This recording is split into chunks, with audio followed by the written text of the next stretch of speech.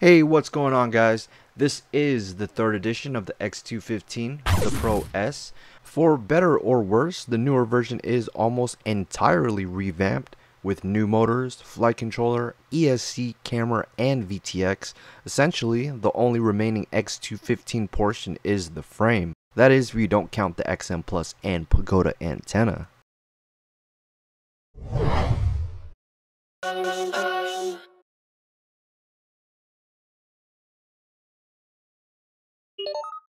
Okay, let's start with an unbox and see what we get.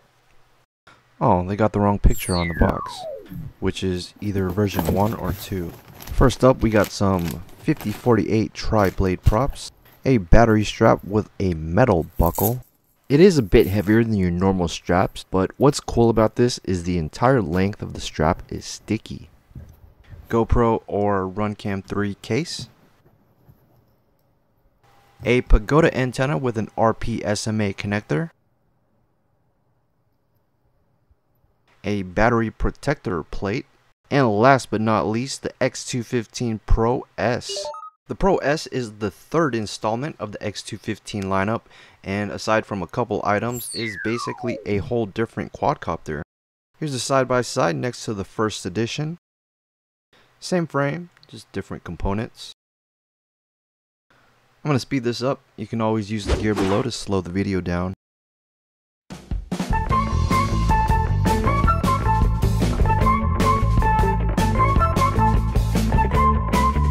Version 1 is 313 grams.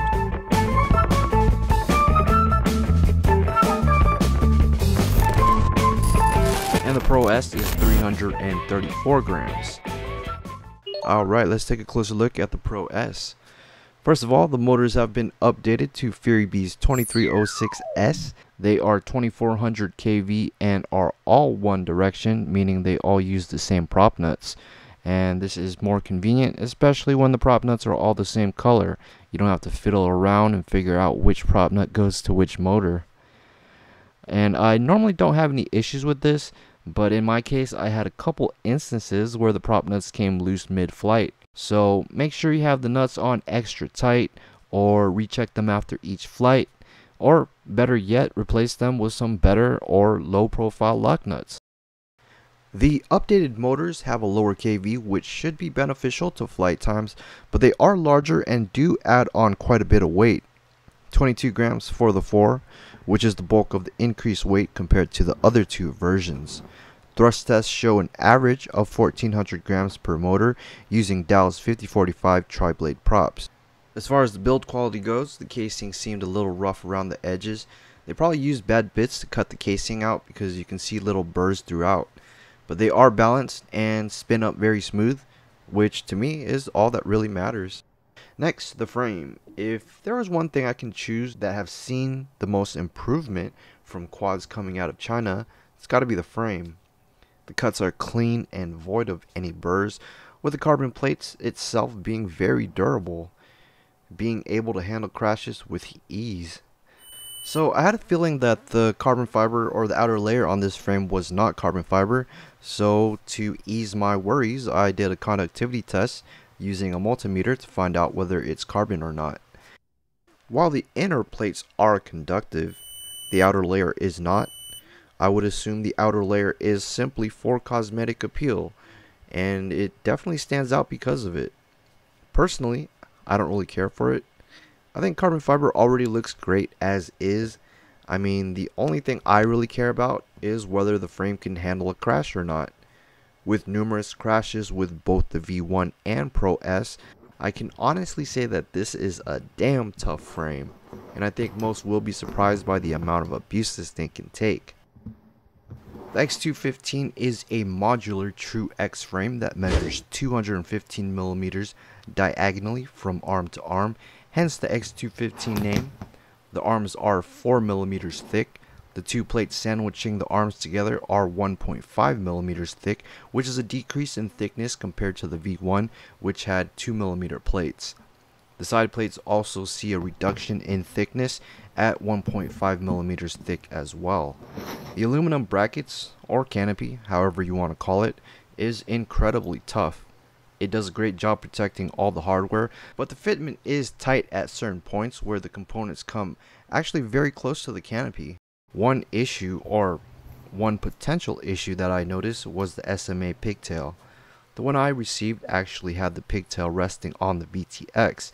This is not only dangerous, it's possible it can cause a short, but it can also cause noise for your FPV setup. No worries though, it's an easy fix. Just throw in a spacer between the carbon fiber adapter and voila, no more problem.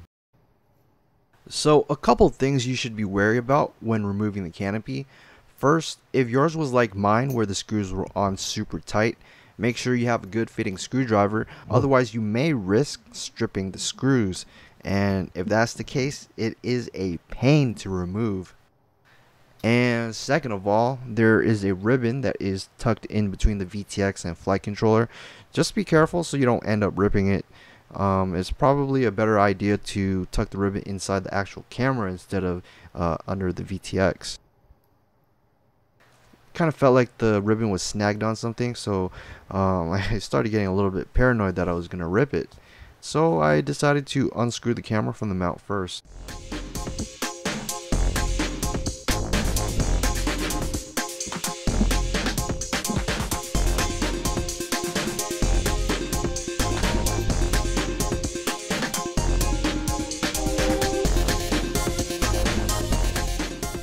Then I just carefully pulled the ribbon out. If you're still worried about tugging on the ribbon, just remove the VTX first.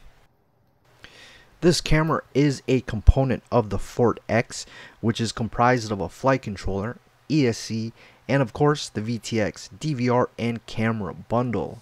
It's a CMOS camera with a 2.5mm lens. It's got a field of view of 130 degrees horizontal and 98 degrees vertical. This setup supports both NTSC and PAL video modes. To change between the two, simply hold down the start-stop button while powering on the quad. Videos recorded through the DVR have a resolution of 1920 by 1080 pixels at 60 frames per second. Files are recorded in MOV format and are saved onto a micro SD card. 32 gigabytes is the max allowable card size, and to make sure every millisecond of your FPV footage is cleanly recorded, make sure you're using a class 10 card. HD videos record footage in large chunks, thus it requires the higher write speed of a class 10 card, and from personal experience, I found that in some cases a lower class card won't even function. So just keep this in mind if you ever experience recording issues. Check your card's class. Unfortunately, this is not the clarity you'll be getting when flying FPV. Instead, the camera outputs an analog signal with a resolution of 640 by 480 pixels. In my opinion, it actually still produces a really good looking picture with good detail and rich colors. There is, however, one fairly big issue, and that is the lines that you see in this clip. And it's actually been a problem that I've seen in a number of Furibee drones that I've recently tested. I've tried a couple things to get the noise levels down, like reducing P&D gains, as well as installing spacers on the SMA mount, but I haven't had any luck.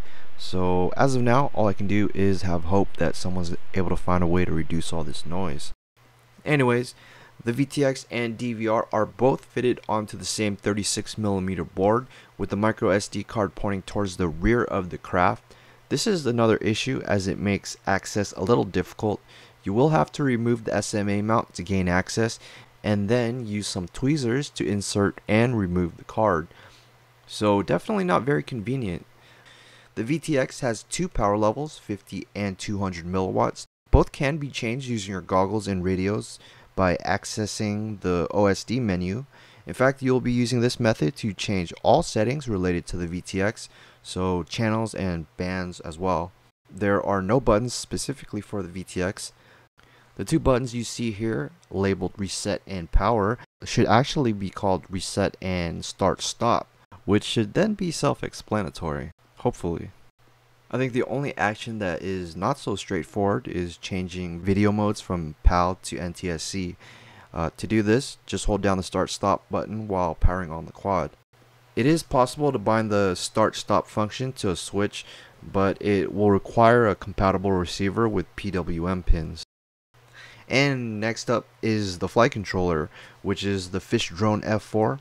It's an omnibus board which comes with features like current sensor, Betaflight OSD, multiple UART ports, micro SD card slot, and a soft mounted gyro. It's an F4, so it's a very capable board and with a lot of great features. I have my PID loop and gyro rates both set to 8K with CPU loads under 10%. So it'll be able to run all the current Betaflight features as well as any updates going forward for at least a good while. An issue I ran into while testing the X215 may or may not have to do with the flight controller. I still need to make sure, but I just haven't had the chance to fly for a while now. But I'll be sure to post in the description whether I was able to fix it or not. So the issue is where the quad would stutter or roll to the left or right. Whichever it was definitely on the roll axis. It would kind of pull to one side after doing a flip. I think it may have something to do with the soft mounted gyro, possibly because the ribbon sticks out on the side. I'm thinking the turbulence catches the ribbon, which in turn moves the gyro. Even in the slightest, it really doesn't take much to affect the quad. I might build something around the ribbon, or better yet, secure the gyro properly down somehow.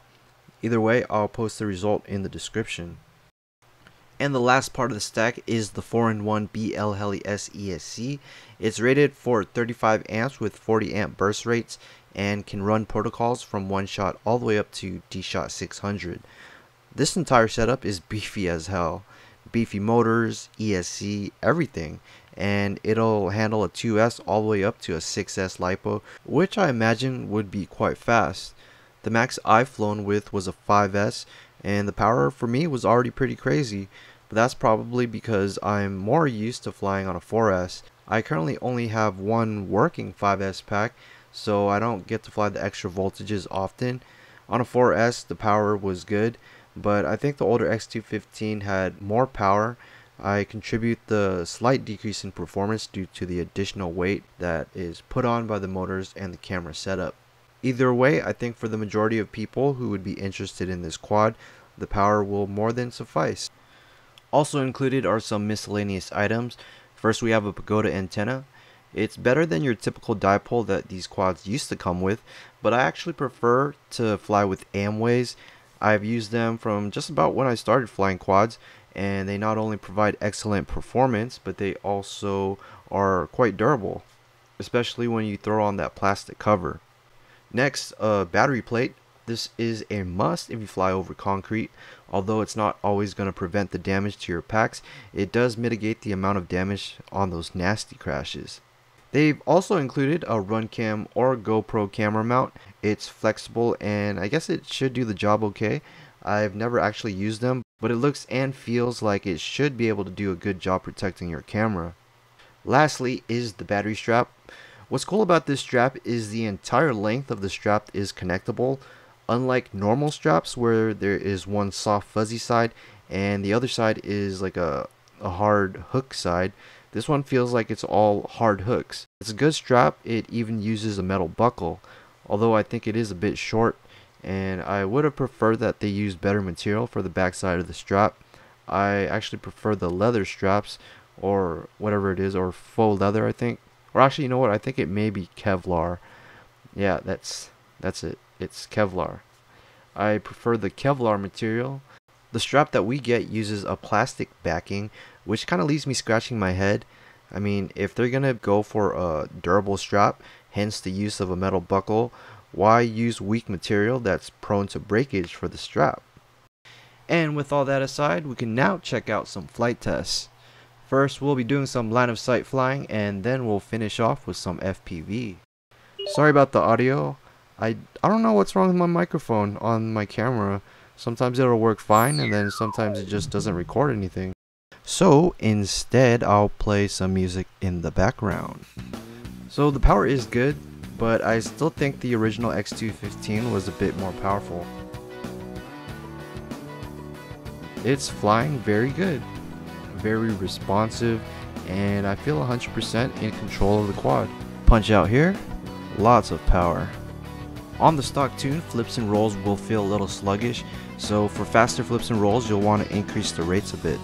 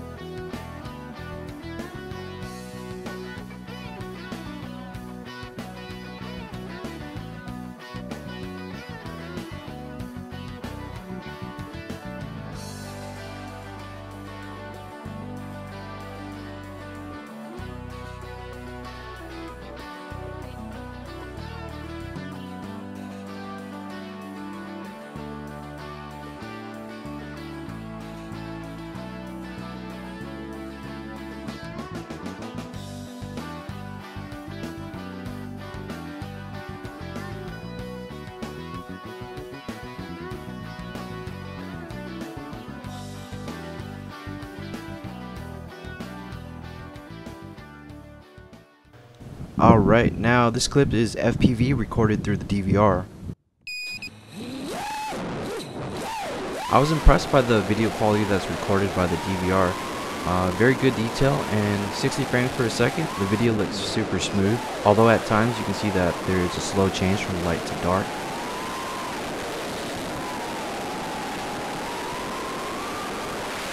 Even with the stock tune, I felt some oscillations, so I think it's definitely something you'll want to tune out. Hopefully it can be accomplished by reducing D and P gains. For the most part, the Pro-S flies good, but as I stated earlier, the quad will kind of stutter every now and then, something I notice usually after flips and rolls.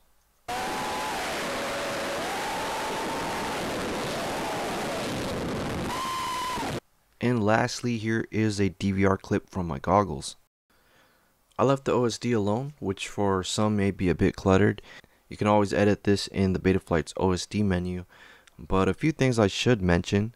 First, the REC lets you know that the onboard DVR is actively recording, and what surprised me is the RSSI is actually working. Most of the time I'll actually have to pull out the XM Plus receiver to manually update it, so it's nice to not have to mess with this for a change. One of the big complaints that I have with this is the amount of noise that's being introduced into the video feed. Flying it isn't a problem, but I think no quad should have this amount of noise. And with that being said, I hope I've done a thorough enough job going over the X215 PRO-S. If you have any further questions, please feel free to post a comment and I will get back to you as soon as possible.